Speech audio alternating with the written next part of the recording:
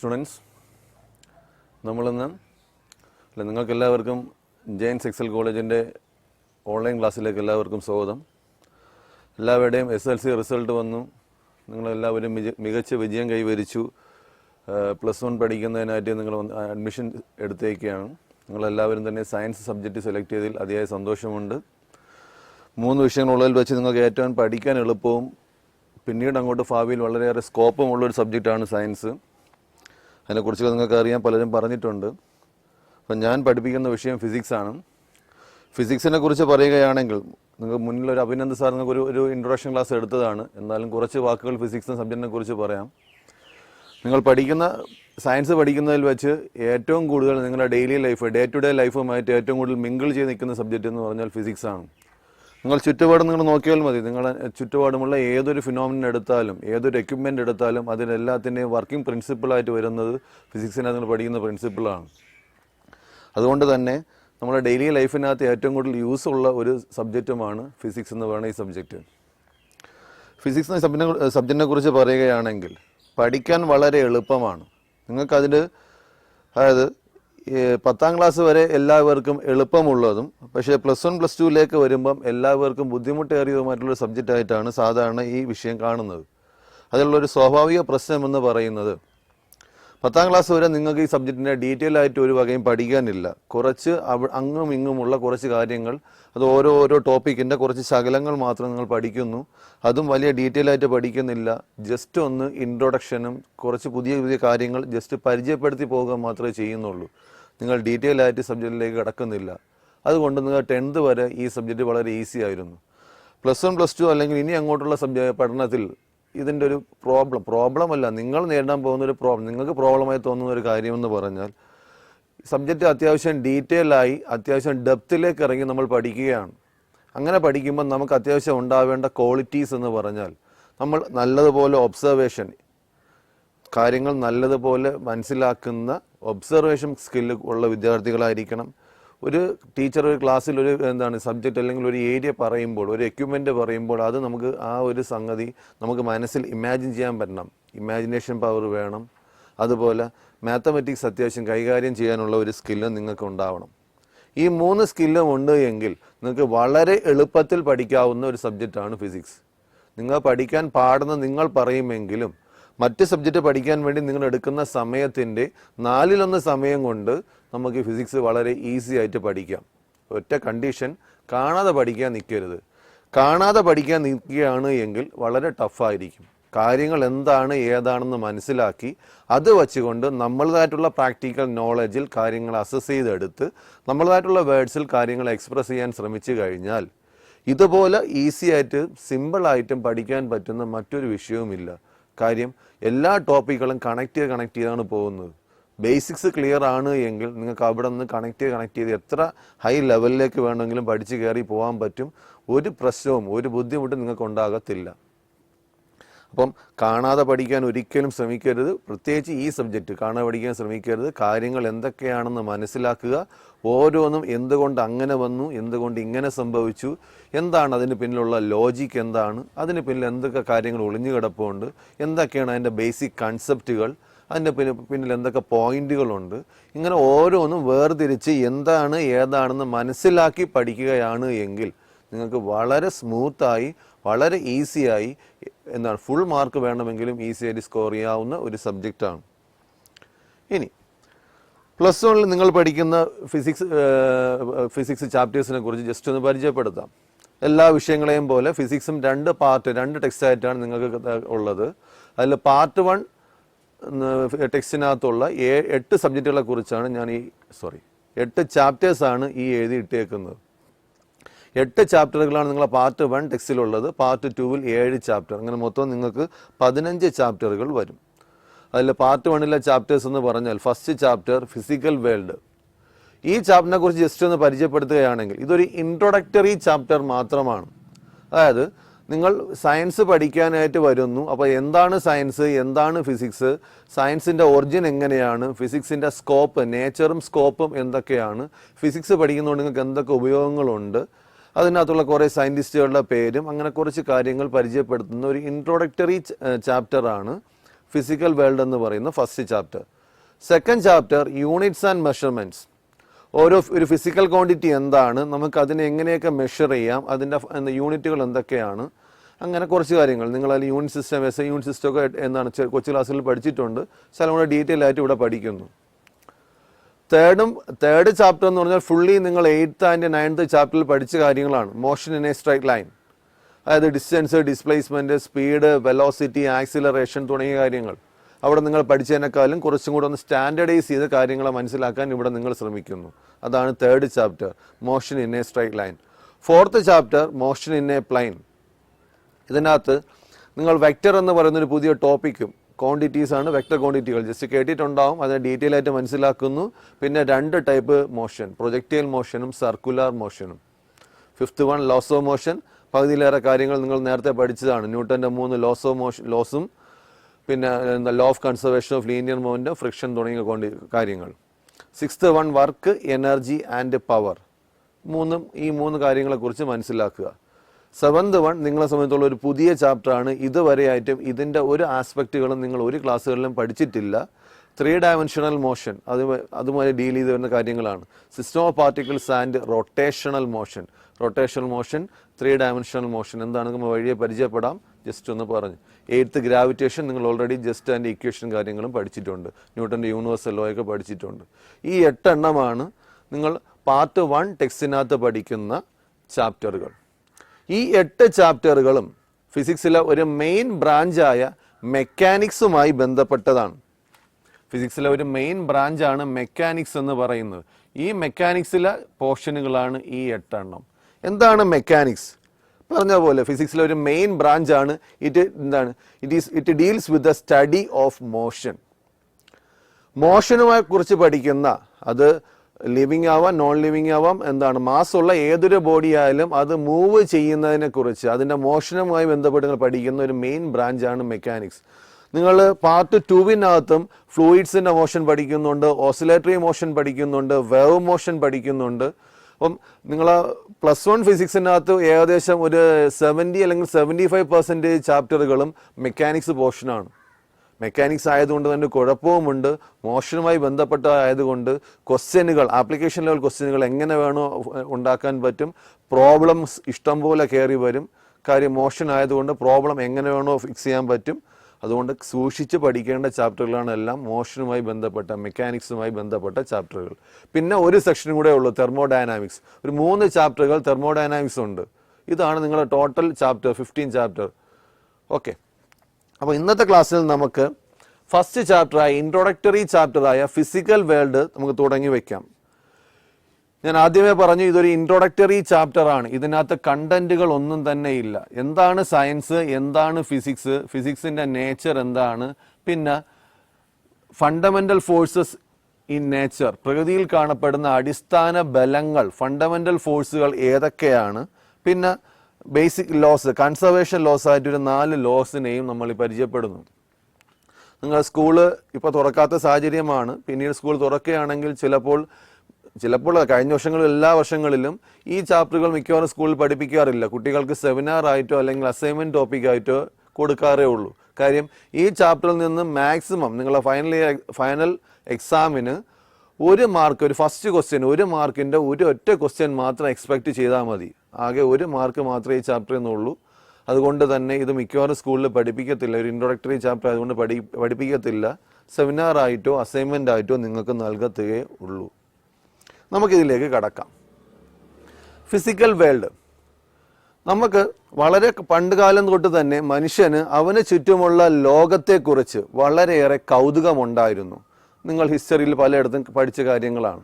ചുറ്റും നടക്കുന്ന കാര്യങ്ങൾ, അതായത് ഡേ ഇൻ നൈറ്റ് മാറി മാറി വരുന്നു, സീസണുകൾ മാറി മാറി വരുന്നു, വോൾക്കാനോസ് ഉണ്ടാകുന്നു, അതുപോലെ കാറ്റ്, അതുപോലെ തിരമാലകൾ, അതുപോലെ സൗണ്ട് ട്രാവൽ ചെയ്ത് പോകുന്നു, ലൈറ്റ് തുടങ്ങിയ എല്ലാ ഫിനോമിനൻസും, അവന് ചുറ്റുമുള്ള എല്ലാ കാര്യങ്ങളെക്കുറിച്ചും മനുഷ്യന് പണ്ട് തൊട്ടേ കൗതുകമുണ്ടായിരുന്നു.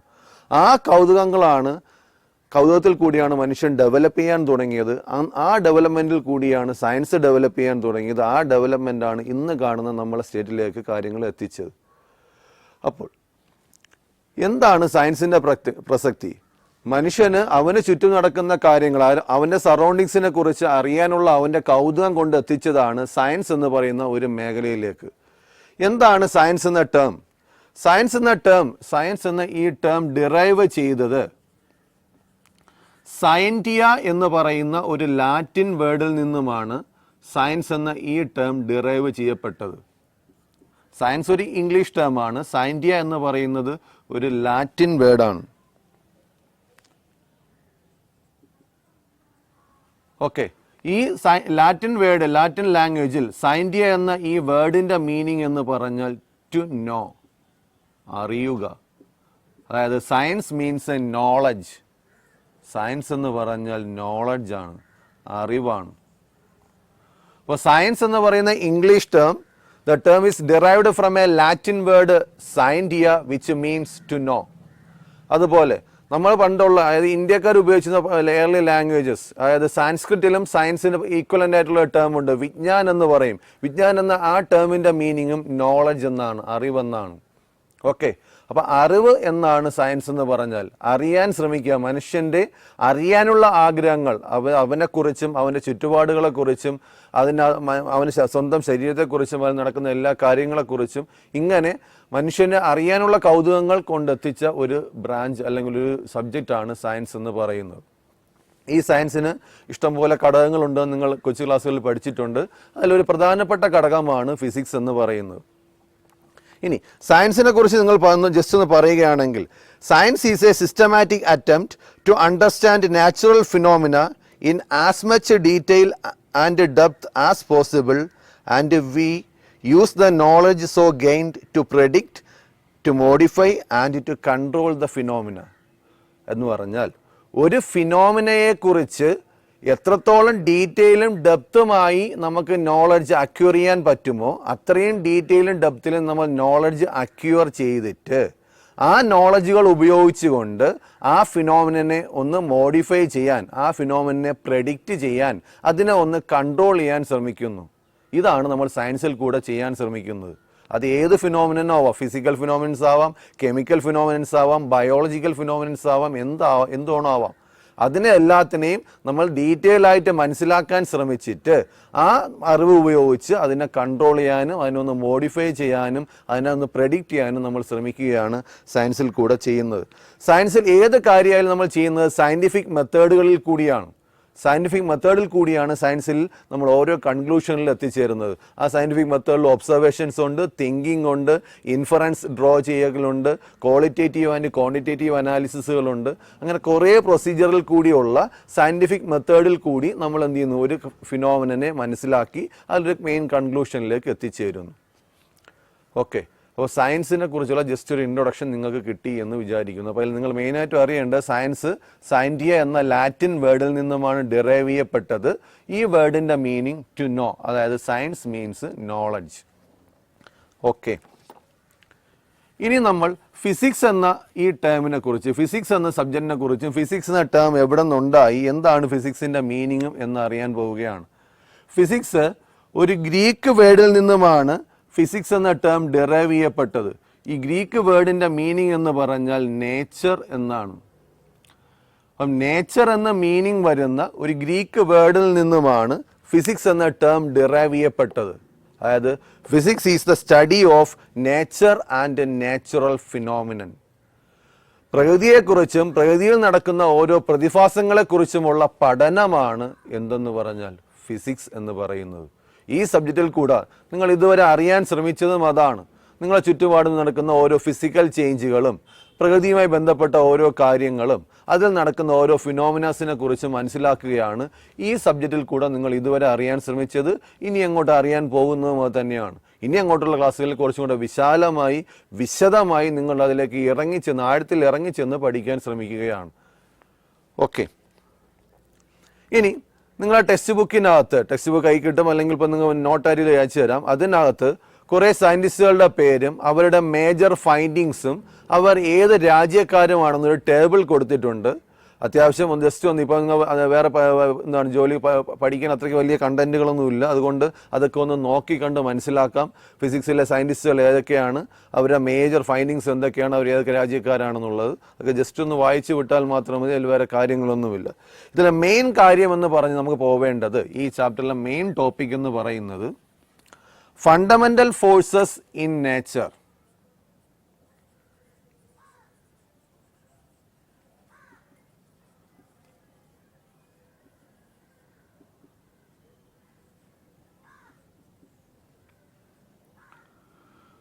പ്രകൃതിയിൽ കാണപ്പെടുന്ന അടിസ്ഥാന ഫോഴ്സുകൾ, അടിസ്ഥാന ബലങ്ങൾ ഏതൊക്കെയാണ്? ഇതിലേക്കൊന്ന് കടക്കുന്നതിന് മുമ്പായിട്ട് എന്താണ് ഫോഴ്സ് എന്ന് പറയുന്നത്? നിങ്ങൾ 4ാം ക്ലാസ് തൊട്ടെങ്കിലും കേൾക്കാൻ തുടങ്ങിയിട്ടുള്ളൊരു ടേമാണ് ഫോഴ്സ് അഥവാ ബലം. എന്താണ് ഫോഴ്സ് എന്നും ഫോഴ്സ് അപ്ലൈ ചെയ്യുന്ന പല രീതികളും, ആ ഫോഴ്സുമായി ബന്ധപ്പെട്ട് നിങ്ങൾ ന്യൂട്ടൻ്റെ 3 ചലന നിയമങ്ങൾ, ലോസ് ഓഫ് മോഷനുകൾ, പിന്നെ ഡിഫറെൻറ്റ് ടൈപ്പ് ഓഫ് ഫോഴ്സുകൾ, ഇങ്ങനെ പലതും നിങ്ങൾ 10th വരെയുള്ള നിങ്ങൾ ഇതുവരെയുള്ള പഠനത്തിൽ നിങ്ങൾ പഠിച്ചിട്ടുണ്ട്. എന്താണ് ഫോഴ്സ്? ഫോഴ്സിനെ ഒന്ന് ഡിഫൈൻ ചെയ്യാൻ പറഞ്ഞാൽ നിങ്ങൾ ഡിഫൈൻ ചെയ്യാൻ പറ്റുമോ? ഫോഴ്സിൻ്റെ ഏറ്റവും സിംപ്ലസ്റ്റ് ഡെഫിനിഷൻ പറയുകയാണെങ്കിൽ, force is the push or pull applied on a body.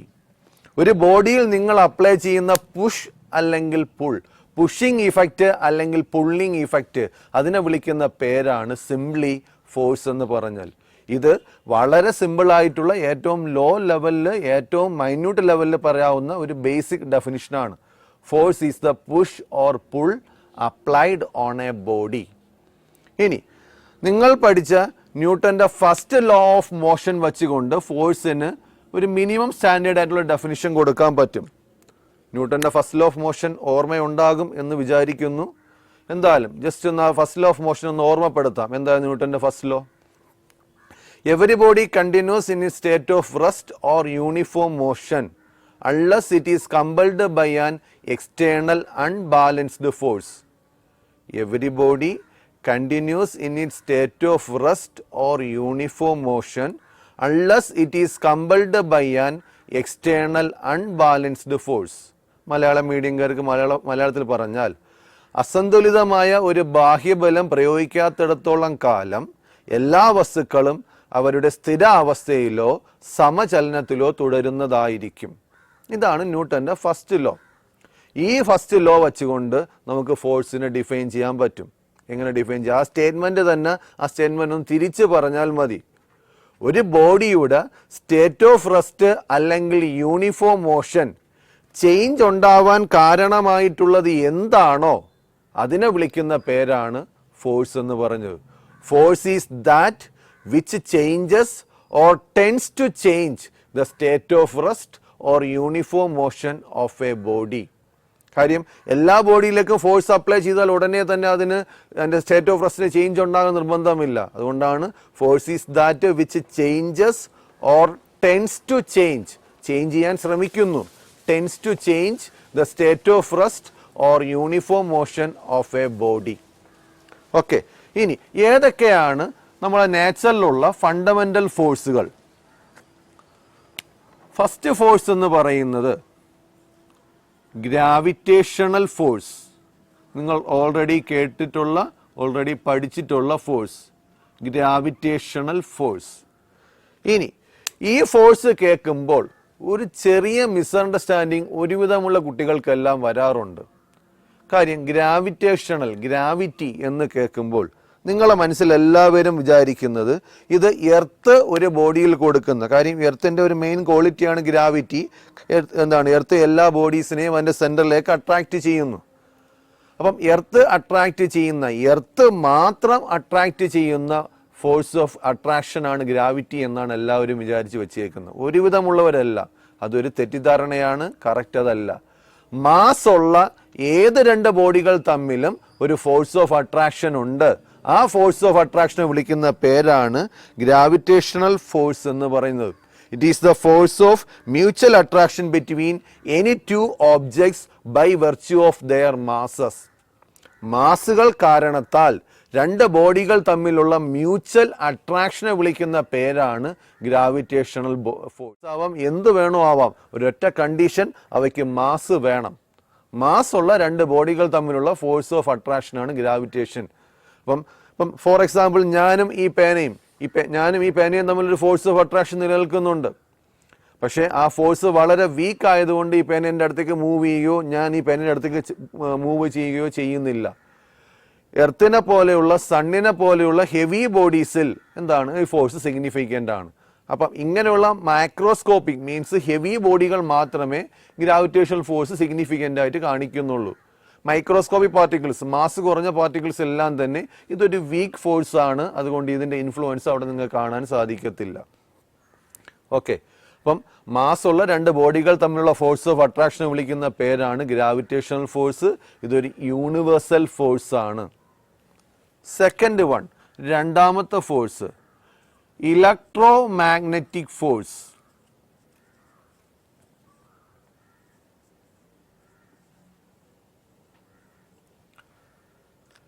Electric ഫോഴ്സിൻ്റെയും മാഗ്നറ്റിക് ഫോഴ്സിൻ്റെയും കൂടെ എന്താണ് കമ്പൈൻഡ് ഇഫക്റ്റ്. ഇലക്ട്രിക് ഫോഴ്സ്, അതായത് രണ്ട് ചാർജ്ഡ് പാർട്ടികൾ തമ്മിൽ ഫോഴ്സ് ഓഫ് അട്രാക്ഷൻ ഉണ്ട്, റിപ്പൽഷനും ഉണ്ട്. പോസിറ്റീവ് ആണെങ്കിൽ റിപ്പൽ ചെയ്യും, പോസിറ്റീവ് നെഗറ്റീവും ആണെങ്കിൽ അട്രാക്റ്റ് ചെയ്യും. അതുപോലെ മാഗ്നറ്റിക് ഫോഴ്സ് ഉണ്ട്, നിങ്ങൾ കേട്ടിട്ടുണ്ട്. നോർത്ത് പോളും സൗത്ത് പോളും കൂടെ തമ്മിലാണെങ്കിൽ അട്രാക്റ്റ് ചെയ്യും, നോർത്ത് പോളും കൂടെ ആണെങ്കിൽ റിപ്പൽ ചെയ്യും. ഓക്കെ, അപ്പം മാഗ്നറ്റിക് പോളുകളുടെയും ചാർജുകളുടെയും തമ്മിലുള്ള ഫോഴ്സിനെ വിളിക്കുന്ന പേരാണ് ഇലക്ട്രോ മാഗ്നറ്റിക് ഫോഴ്സ് എന്ന് പറയുന്നത്. ഗ്രാവിറ്റേഷണൽ ഫോഴ്സിനെ അപേക്ഷിച്ച് ഇതിനുള്ളൊരു ഡിഫറൻസ് എന്ന് പറഞ്ഞാൽ gravitational force is always attractive.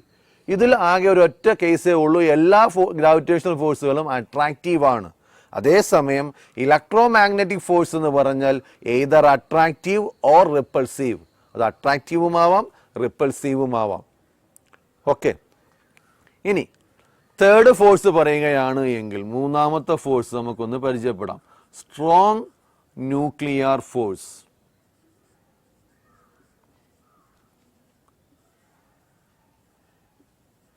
Strong nuclear force, ഒരു ആറ്റം എന്താണെന്നും ആറ്റത്തിനൊരു സെന്റർ പോർഷൻ ഉണ്ട്, ന്യൂക്ലിയസ് എന്നൊക്കെ നിങ്ങൾ കെമിസ്ട്രിയിൽ ബോറിന്റെ ആറ്റം മോഡൽ, റുദർഫോർഡിന്റെ ഒക്കെ ആറ്റം മോഡൽ പഠിച്ച സമയത്ത് പഠിച്ചിട്ടുണ്ടാവും. ഒരു ആറ്റം എല്ലാം എന്താണ് ഒബ്ജക്റ്റുകൾ നിർമ്മിക്കപ്പെട്ടിരിക്കുന്ന ഏറ്റവും ബേസിക് പാർട്ടിക്കിൾസ്, ഒരു ബേസിക് പാർട്ടിക്കിളാണ് ആറ്റം എന്ന് പറയുന്നത്.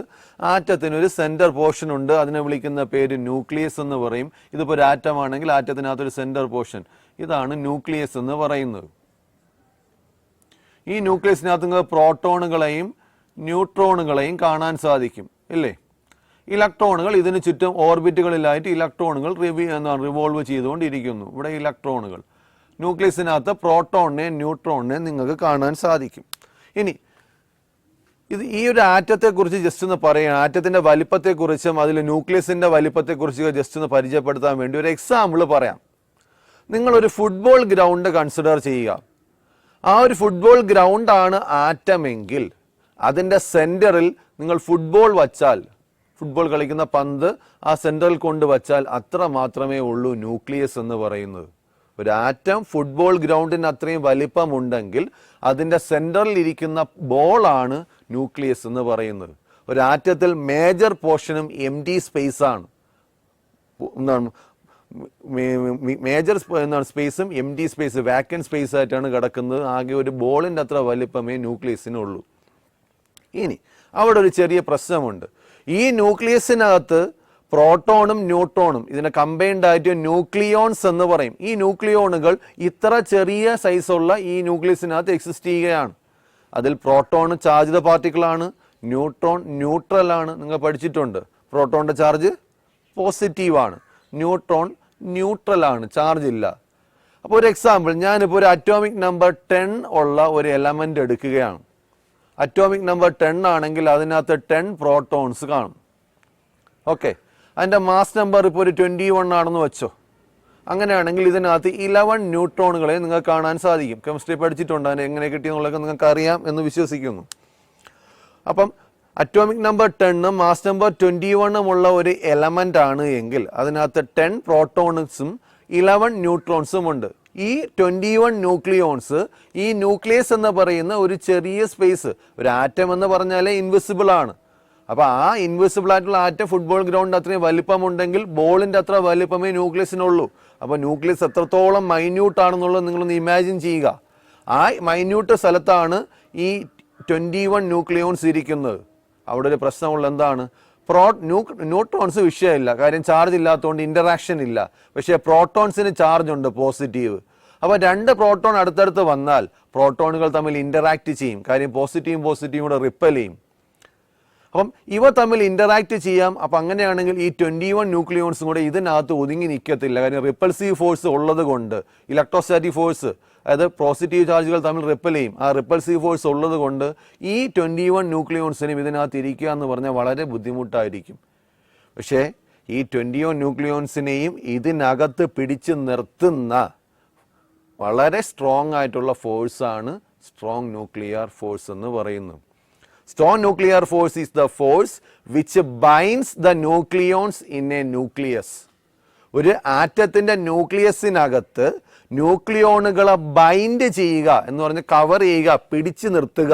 ഇവ തമ്മിൽ ഇൻ്ററാക്ട് ചെയ്യാതെ ആ ഇൻ്ററാക്ഷനേക്കാളും സ്ട്രോങ്ങർ ഫോഴ്സ് കൊടുത്തുകൊണ്ട് ഈ ന്യൂക്ലിയോണുകളെ ഇതിനകത്ത് പിടിച്ചു നിർത്തുന്ന ഹെവി സ്ട്രെങ്ത് ഉള്ള സ്ട്രോങ് ഫോഴ്സാണ് സ്ട്രോങ് ന്യൂക്ലിയർ ഫോഴ്സ് എന്ന് പറയുന്നത്. ഓക്കെ, ഇനി ഈ ഒരു സ്ട്രോങ് ന്യൂക്ലിയർ ഫോഴ്സ് ഇതിനകത്ത് ഈ ന്യൂക്ലിയസിനകത്ത് എക്സിസ്റ്റ് ചെയ്യുന്നത് കൊണ്ടാണ് ന്യൂക്ലിയസിന് സ്റ്റെബിലിറ്റി ഉള്ളത്. ഈ സ്ട്രോങ് ന്യൂക്ലിയർ ഫോഴ്സ് ആണ് ന്യൂക്ലിയസിന് സ്റ്റെബിലിറ്റി കൊടുക്കുന്നത്. ഓക്കെ, അപ്പോൾ strong nuclear force is the force which binds the nucleons in A nucleus. ഒരു ന്യൂക്ലിയസിനകത്ത് ന്യൂക്ലിയോണുകളെ ബൈൻഡ് ചെയ്ത് നിർത്തുന്ന ഫോഴ്സാണ് സ്ട്രോങ് ന്യൂക്ലിയർ ഫോഴ്സ്. ഓക്കെ, ഇനി last one, weak nuclear force.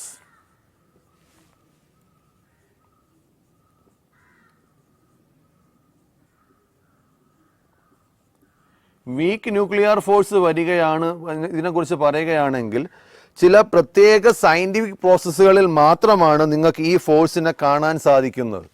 എന്ന് പറഞ്ഞാൽ ബീറ്റ ഡി കെ പോലെയുള്ള പഠിച്ചിട്ടുണ്ടാവാൻ ചാൻസ് ഇല്ല. റേഡിയോ ആക്റ്റീവ് റേഡിയേഷൻസ് ആണ് 3 എണ്ണം ഉണ്ട്, ആൽഫ, ബീറ്റ, ഗാമ. അതിൽ ഒരു ന്യൂക്ലിയസ് ബീറ്റ റേസ് എന്ന് പറഞ്ഞാൽ എന്താണ് റേഡിയോ ആക്റ്റീവ് റേഡിയേഷൻസിനെ പുറത്ത് വിടുമ്പോൾ ആ സിറ്റുവേഷനിലാണ് ന്യൂക്ലിയർ ഫോഴ്സ് നിങ്ങൾ കാണാൻ സാധിക്കുന്നത്. അല്ലാതെ എല്ലാ സിറ്റുവേഷനിലും ഈ ഫോഴ്സിനെ കാണാൻ സാധിക്കത്തില്ല. ബീറ്റ ഡി കെ നടക്കുമ്പോൾ ഒരു ന്യൂക്ലിയസ് ഒരു ഇലക്ട്രോണിനെയും ചാർജ് ഇല്ലാത്ത ഒരു ആൻറ്റി ന്യൂട്രിനോ എന്ന് പറഞ്ഞ പാർട്ടിക്കിളിനെയൊക്കെ എമിറ്റ് ചെയ്യും. അതൊക്കെ നിങ്ങൾ വഴിയെ പിന്നീട് ടോപ്പിക്കുകളിൽ പഠിച്ചോളും. അപ്പോൾ ആ സിറ്റുവേഷനിൽ ഒരു ബീറ്റ ഡി കെ പ്രോസസ്സിലാണ് ഈ വീക്ക് ന്യൂക്ലിയർ ഫോഴ്സ് സിഗ്നിഫിക്കൻ്റ് ആയിട്ട് കാണാൻ കഴിയുന്നത്. ഈ 4 എണ്ണമാണ് നാച്ചുറൽ കാണാൻ സാധിക്കുന്ന അടിസ്ഥാന ബലങ്ങൾ, fundamental forces. Gravitational force, electromagnetic force, strong nuclear force, weak nuclear force. ഇനി നിങ്ങൾക്ക് ഇവിടെ നിന്ന് ചോദിക്കാൻ സാധ്യതയുള്ള ക്വസ്റ്റ്യൻ, ഇതിൽ ഫണ്ടമെൻ്റൽ ഫോഴ്സിൽ ഏറ്റവും വീക്കസ്റ്റ് ഫോഴ്സ് ഏതാണ്, ഏറ്റവും സ്ട്രോങ്ങസ്റ്റ് ഫോഴ്സ് ഏതാണ്? ഇതിൽ ഏറ്റവും വീക്കസ്റ്റ് ഫോഴ്സ് എന്ന് പറഞ്ഞാൽ ഏതായിരിക്കും? Gravitational force is the weakest force in nature. പ്രകൃതിയിലുള്ളതിൽ വച്ച് ഏറ്റവും വീക്കസ്റ്റ് ഫോഴ്സ് എന്ന് പറയുന്നത് ഗ്രാവിറ്റേഷണൽ ഫോഴ്സാണ്. ഇതിൽ ഈ 4 എണ്ണത്തിൽ ഏറ്റവും സ്ട്രോങ് എമംഗ് ദം എന്ന് പറയുന്നത് സ്ട്രോങ് ന്യൂക്ലിയർ ഫോഴ്സാണ്. Okay, strong nuclear force is the strongest force exist in nature and gravitational force is the weakest force exist in nature.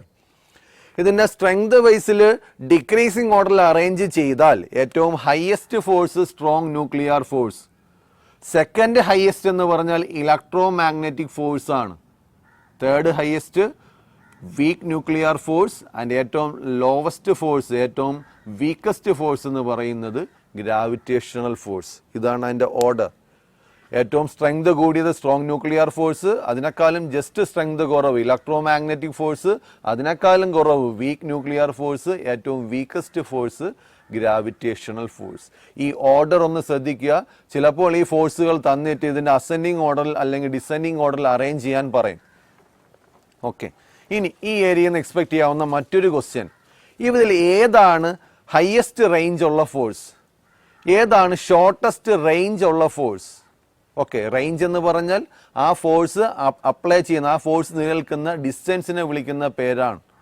ഇതിൽ ഏറ്റവും റേഞ്ച് കൂടിയ ഫോഴ്സ് എന്ന് പറഞ്ഞാൽ ഗ്രാവിറ്റേഷണൽ ഫോഴ്സ് ആണ്. Gravitational force has highest range. Okay, strong nuclear force has lowest range. Strong nuclear ഫോഴ്സിനാണ് range ഏറ്റവും കൂടുതൽ. കാര്യം ന്യൂക്ലിയസ് എന്ന് പറയുന്ന സ്ഥലത്ത് മാത്രമാണ് ഈ ഒരു ഫോഴ്സ് ആക്ട് ചെയ്യുന്നത്. ന്യൂക്ലിയസ് എന്ന് പറഞ്ഞാൽ ഇൻവിസിബിൾ ആണ്.